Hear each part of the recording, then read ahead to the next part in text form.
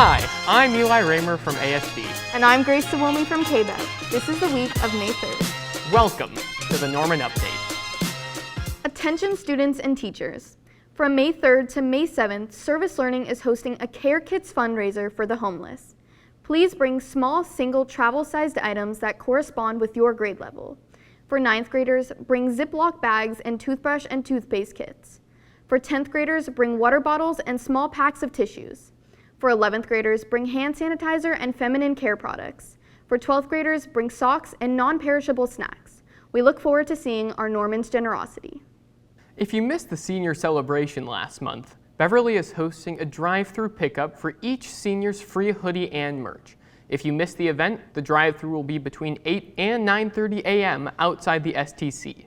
We hope everyone comes and gets their free Beverly apparel. The theater department is proud to present Working, the musical. Students and parents will be able to watch the musical on demand on May 28th and May 29th. Stay tuned for more details. The High School Sports Academy and Virtual Summer Academy are now open for registration. The first semester will be from June 21st to July 7th, and the second semester will be from July 8th to July 23rd.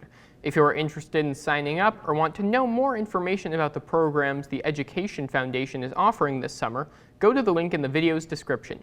Now, let's send it to Ricky. Thank you, Eli. KBEV's team members competed in the SkillsUSA California State Job Demonstration Competition and came home with gold and silver in broadcast news production, gold for audio and radio production, and silver in television production.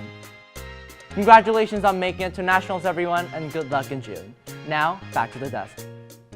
Thank you for watching the Norman Update. Remember, voting for all students for ASB leadership opens Tuesday, May 4th at 8 a.m. I'm Eli Raymer. And I'm Grace Suomi. We will see you next week.